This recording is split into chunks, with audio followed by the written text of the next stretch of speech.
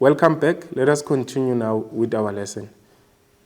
The first part would be the leadership theory, and we will be explaining the first theory, which is your situational theory. Remember, in your terms and definitions, or in your new language, we explained what is situational theory and the focus. The focus is on application of different leadership styles. So with situational theory, this would guide leaders to say, as a leader, be aware of the following. Leaders cannot only use one leadership style because situations differ. Hence, we introduced different leadership styles in our other lesson. So when you're looking into situational leadership theory, we are focusing on the idea that different leadership style characteristics are needed for different situations. So this is to say, the leader should know that they cannot always be autocratic. They cannot always be democratic. The situation should determine which leadership style should be applied by that particular leader. Then, the situation dictates the leadership style.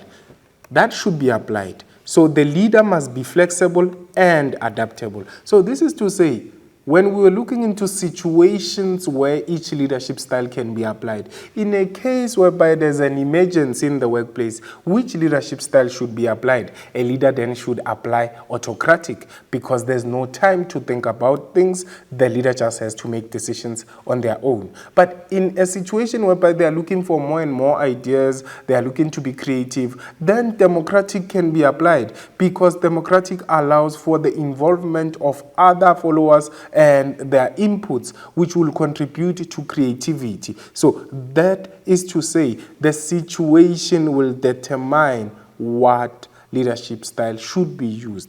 Then, the success of this theory depends on the kind of relationship that exists between the leader and followers. So there should be proper understanding here. There should be a relationship so that the followers would understand that now we are using autocratic because the situation needs us to apply the autocratic. Then now we are using democratic because the situation needs the business to use autocratic. So the understanding and the relationship should be there for the success of this leadership theory. Then the leader can get the most suitable people in the right positions to complete the task successfully because the leader would assess the competency, the skills that each employee has and the level of maturity that each employee has. Then this is to say, in a case whereby employees now are demotivated, which leadership style should be applied? We use transactional so that we offer rewards to whoever who becomes fast or to whoever who does things very well. And then in a case whereby now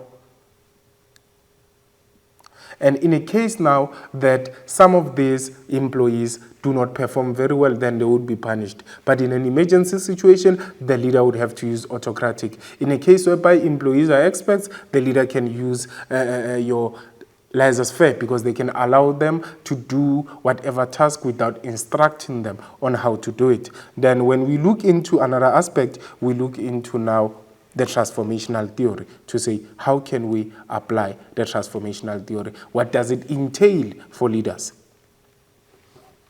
Transformational theory now is a theory that would guide leaders to say, if they want to change, how can they do that?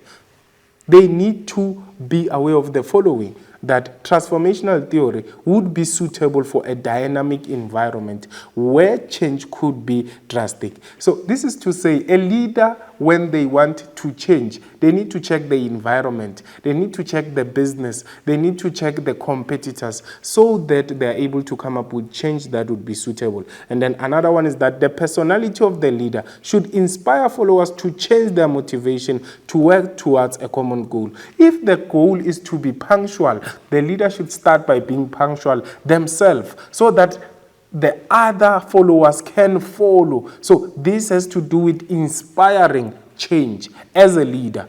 Then another aspect is the idea that now strategically thinking leaders should develop a long-term vision for the organization and sell it to employees. So most businesses, guys, would have the vision.